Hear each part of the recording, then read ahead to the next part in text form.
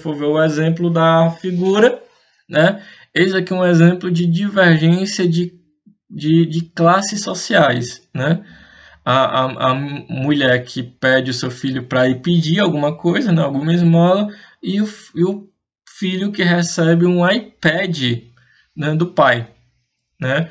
Ah, Josiane, mas isso daí, o homem aí tá dando o iPad pro filho porque ele pode, porque ele tem como comprar. Mas será que o problema aí foi porque essa mulher não recebeu a mesma oportunidade empregatícia que o homem?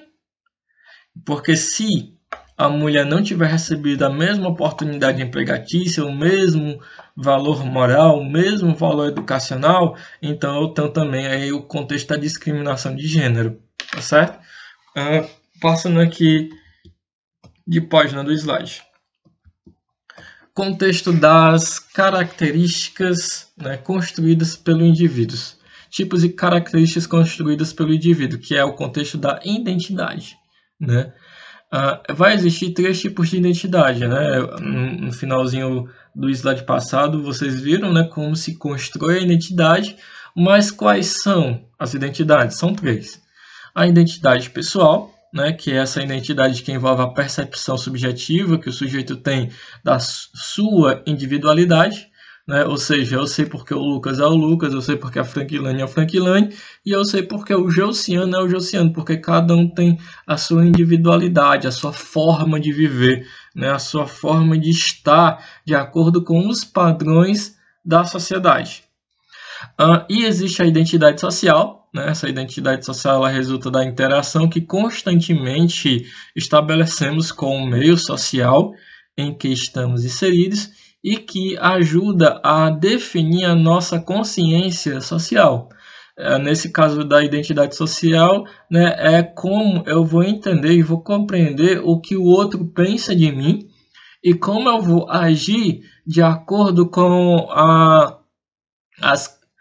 de acordo com as impressões que os outros passam a ter sobre quem é a minha pessoa, tá ok? E o outro aspecto é a identidade cultural, né? A identidade cultural que faz com que o sujeito reconheça-se através dos valores que partilha com a sua comunidade, né? Esse valor cultural, né, de uma forma mais direta, você vai perceber que tem uma relação direta com as características culturais, as características educacionais, de gostos e valores que as pessoas têm uns com os outros, né? Por exemplo, vocês podem se manifestar no chat aí, né? Uma característica cultural que acaba que fazendo parte do Josiano enquanto ser social, né? Eu gosto muito de assistir série, né? Então, assim, eu estou assistindo Riverdale, né? Eu fui obrigado a assistir Lucifer e até então eu estou gostando, né? Sobrenatural. Eu gosto muito de músicas populares brasileiras. Eu gosto de pop rock. Eu gosto de Legião Urbana, no caso, né? Paralama do Sucesso. Ou seja, se você for perceber, talvez muitas pessoas acabem que se identificando com alguns dos meus gostos. E isso faz parte, né, da ideia do contexto, né, do contexto da identidade cultural, né? Assim, gente, alguns autores estão colocando, né, a ideia da identidade virtual, né? Estão teorizando isso. Por quê? Porque a identidade virtual, né, é aquilo que eu vou entender, eu vou compreender o que os outros pensam, a impressão que os outros têm de mim a partir do meu status da internet, tá? A partir daquilo que eu sou na internet. Então isso tem uma relação muito próxima, né, com a identidade social, né?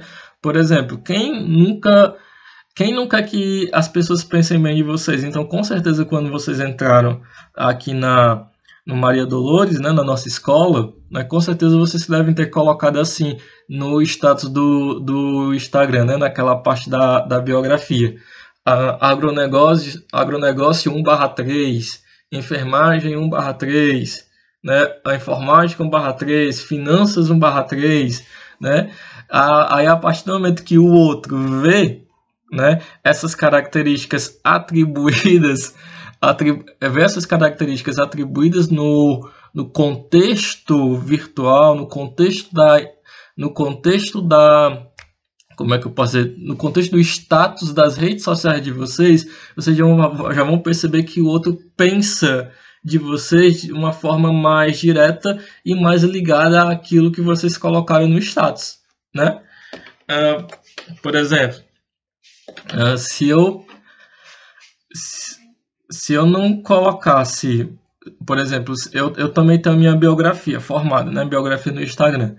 Se eu não colocasse aquela biografia, eu tenho medo do que os outros pensariam de mim, né? Porque, por exemplo, eu já fui na rua e já fui confundido com assaltante, né? Eu já fui na rua e já tive que ser revistado pela polícia só porque eu estava andando em um local escuro, né? 11 horas da noite. O problema, por eu estar andando no local escuro, é porque não tinha poste, então o problema aí foi da, como é que eu posso dizer? Foi da gestão pública de Cascavel, né, que não coloca poste em todas as ruas, e acaba que eu sendo confundido com alguém. Então, assim, se você for perceber, as impressões que os outros têm nem sempre são impressões positivas, né? São impressões boas, né? Deixa eu dar uma espiada aqui no chat, né? Porque eu percebi que o que eu falei do status do Instagram serviu como carapuça para um monte de gente, né? Valesca, muitas pessoas colocam da mesma forma que você falou, por semestre, dividido por semestre. Enfim, continuando, tá? Outra questão, né, é a questão do contexto das desigualdades no decorrer da história, né? Isso daqui acaba aqui sendo bem rápido, né, porque já é algo que vocês conseguem ver de uma forma bem clara com a professora de história, né? Ou seja, vocês conseguem ver de uma forma bem clara com a Clara, né? O estudo, eu vou ler aqui para vocês compreenderem de uma forma bem rápida e eu comento algumas coisas no final, tá? O estudo da história nos mostra que as relações desiguais vêm de longa data nas civilizações ocidentais. As sociedades grega e romana eram marcadas pelas desigualdades entre cidadãos e escravos, né? Ou seja, os escravos não tinham o direito de votar nas sociedades grega e romana, não tinham o direito de participar das discussões públicas, porque muitas vezes os escravos ou eram prisioneiros de guerra, né? Ou eram forasteiros, né? Que de alguma forma acabaram aqui caindo nas mãos dos cidadãos como escravos. Na Idade Média, em que boa parte da população europeia vivia em sociedade de organização estamental, prevalecia a distinção entre senhores e servos, né? Nesse caso, estou falando sobre a sociedade feudal, tá? Os estamentos eram segmentos da estrutura social que se baseavam no ordenamento dos poderes senhoriais, dos reis, da nobreza, ou seja, quem ordena é o senhor das terras, e os que obedecem são seus súditos, né, seus dependentes pessoais, os parentes e favoritos, os funcionários domésticos e aqueles ligados ao senhor por vínculos de fidelidade, os servos e vassalos. Né? Se você for ver, ó, a figura aqui, né, a figura representa, dentro do contexto histórico, né, uma boa simulação de quem domina e de quem está à mercê da dominação. Né? Trabalhem, diz o quadro 1. Cortem as cabeças, diz o quadro 2. Culpados, diz o quadro 3. Né? Ou seja, esse processo de dominação representa o contexto da desigualdade social, mas por incrível que pareça, né, esse contexto de dominação foi o que fez a sociedade ser aquilo que ela é hoje, né? Se você for ver no último quadrinho, o último quadrinho ele tem uma representatividade de dominação um pouco mais coerente, né? Porque se é um juiz, com certeza esse juiz ele passou em um concurso, né? Se ele passou em um concurso, então ele está de alguma forma preparado para poder julgar os crimes coexistentes na sociedade civil, tá? Passando aqui de slide. Outra questão, né, que vocês vão ver muito, né, no decorrer das aulas, né, sobre desigualdade social, né, é esse contexto da origem do capital e sua relação com a desigualdade. Né? Por muitos anos, vocês vinham percebendo que, dentro do contexto das estruturas sociais atuais, as pessoas que estão acima da estrutura social são os grandes empresários, os capitalistas, as pessoas que de alguma forma acabaram que tendo uma influência política, né? E vocês perceberam que com essa pandemia não foi exatamente isso que aconteceu, né? Vocês vão perceber que no contexto dessas pandemias, onde várias e várias empresas fecharam, como nós tínhamos falado na aula passada, né?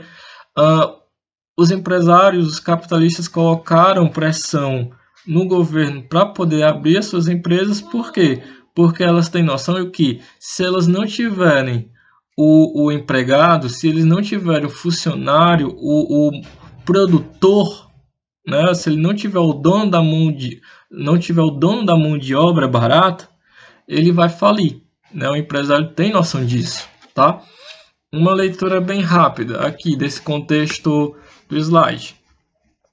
Na sociedade capitalista, a maioria dos indivíduos vende sua força de trabalho sujeitando-se ao capital.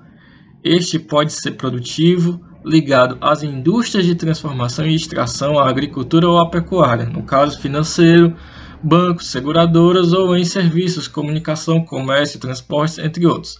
O capital é, assim, mais que dinheiro e bens acumulados, mais que as ferramentas e equipamentos de trabalho. Para Marx, o capital, né, ou seja, o lucro que o empresariado tem, viu, pessoal, resulta das relações sociais desiguais no processo de divisão da riqueza produzida. E sua característica mais importante é que ele sempre pode ser convertido em mais capital. Então, assim, se o capitalismo existe, você vai perceber que o capitalismo só existe por causa da desigualdade coexistente entre burguesia e proletariado, né? Então, assim, por isso que o Marx ele propôs o socialismo. Não o socialismo por quê? Porque esse contexto de desigualdade acabaria, porém ficaria sem ter aqueles indivíduos que manteriam a sociedade intacta em sua perspectiva econômica e em sua perspectiva civil, tá ok? No mais,